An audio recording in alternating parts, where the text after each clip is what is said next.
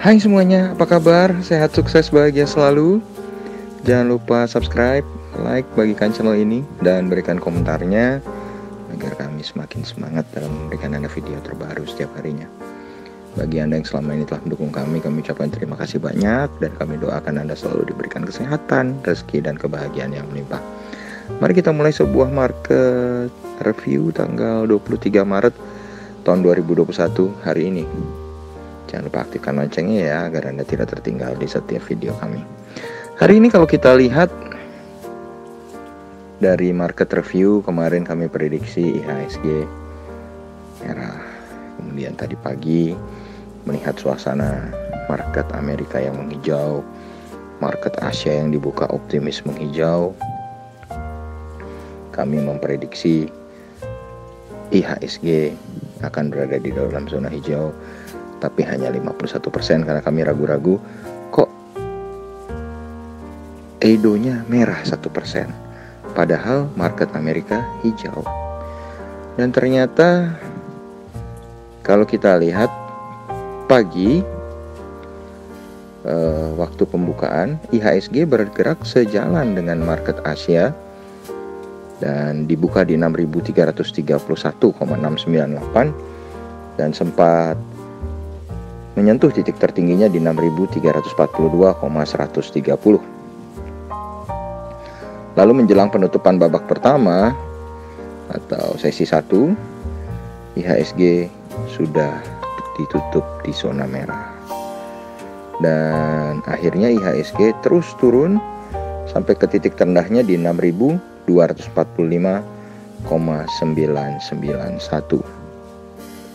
Sedangkan di penutupan akhirnya IHSG sempat sedikit naik kembali ke 6.252,712 atau mengalami penurunan 0,77% ke 48,419 poin ke 6.252,712 ya. Jadi IHSG sendiri mengalami total transaksi yang tidak begitu besar, hanya 11,007 triliun. Tercatat 151 saham menguat dan 357 saham melemah, dan market cap IHSG turun di bawah 7.400 menjadi 7.396,528 triliun. Dan ini merupakan penurunan kedua berturut-turut bagi IHSG, di mana tanggal 22 mengalami penurunan 0,87 dan hari ini tanggal 23 mengalami penurunan 0,77. Kalau kita bandingkan dengan minggu yang lalu, hari Senin, Selasa, dan Rabu minggu yang lalu IHSG berada dalam zona merah. Dan kalau ditanya kenapa sebabnya? Sebabnya sedikit simple, yaitu Dow Jones Index Future yang tadinya berada dalam posisi hijau dengan dolar indeks berada di dalam posisi merah, ternyata sepanjang perjalanan market Asia, Dow Jones Index Future-nya melemah menjadi merah, sebaliknya dolar indeksnya menguat. Dan begitu dolar indeksnya menguat, induk dari market Asia yaitu indeks Nikkei 225 bahkan jatuh dari 29.381 ke 28.995. Jadi itulah sebenarnya kalau ditanya bagaimana atau apa penyebab jatuhnya market Asia hari ini, yaitu penguatan DXY atau dolar index.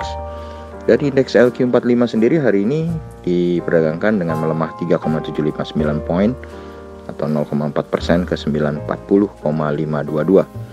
Jadi lebih kecil daripada IHSG. Lalu kalau kita lihat sebenarnya dari posisi mata uang sendiri, hari ini kurs rupiah diperdagangkan melemah 60 poin atau 0,42% ke 14.447 rupiah per 1 US dollarnya. Sedangkan harga emas di pasar spot dunia hari ini kembali menguat 0,75 poin atau 0,04% ke 1.739 atau kalau dirupiahkan adalah 807.734 yang mengalami penguatan double karena mata uangnya melemah dan harga emasnya menguat. Dan kalau kita lihat investor asing sendiri hari ini nampak melakukan net foreign sale hanya tipis saja, 21,83 miliar di seluruh market IHSG. Dan kalau kita lihat saham yang paling banyak dibeli oleh investor asing hari ini adalah BBRI. Net foreign buy-nya 96,2 miliar, sahamnya naik 40 poin atau 0,86% ke 4.670. Di posisi berikutnya ada INDF, net foreign buy 33,1 miliar, sahamnya naik 325 poin atau 5,12% ke 6.675. Di posisi ketiga ada TOWR, net foreign buy 19 miliar, sahamnya turun 10 poin atau 0,9% ke 1.100. Di posisi keempat ada BTPS, net foreign buy 11,1 miliar, sahamnya turun 40 poin atau 1,11% ke 3.560.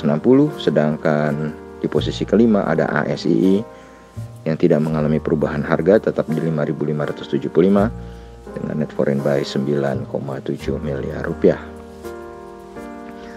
Lalu kalau kita lihat dari saham yang banyak dijual oleh investor asing, maka pemuncaknya adalah BBCA yang mengalami penurunan 275 poin atau 0,83% ke 32.825 dengan jumlah net foreign sale 242,2 miliar rupiah.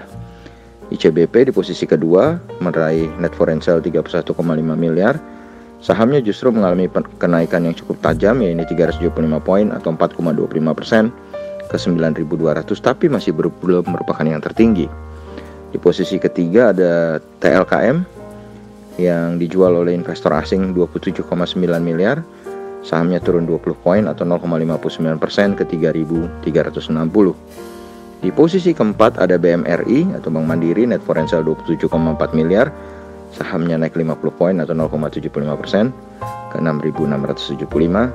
Dan yang terakhir ada EMTK, Elang Mahkota Teknologi ini atau induk dari SCMA dan juga dari beberapa produk lainnya seperti Dana, Bukalapak ya.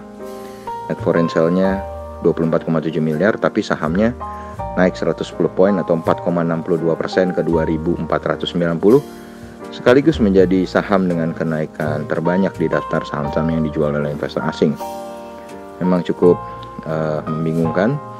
Di saham-saham yang dibeli oleh investor asing hanya ada 2 yang naik, sementara di saham-saham yang dijual oleh investor asing malah ada 3 yang berada di dalam zona hijau.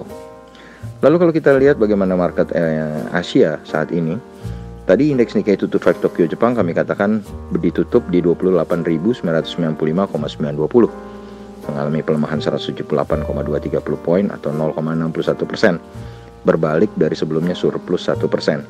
Hang Seng Indeks Hong Kong atau HSI ditutup di 28.497,381, mengalami pelemahan 1,34% atau 387,959 poin. Shanghai Composite Index mengalami pelemahan 0,93% atau 31,930 poin ke 3.411,510. Straits Times Index Singapura menjadi yang paling jago di dataran Asia dengan berada di satu-satunya di zona hijau dengan positif 0,07% atau 2,17 poin ke 3.130,690. Lalu kalau kita lihat market Eropa yang baru saja dibuka, market Eropa ternyata pesimis juga.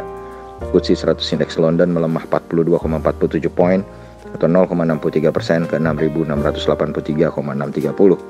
Sedangkan GDXI atau Xetra DAX Frankfurt melemah 110,810 poin atau 0,72% ke 14.550,960. Ini menyusul diperpanjangnya lockdown parsial bagi Jerman.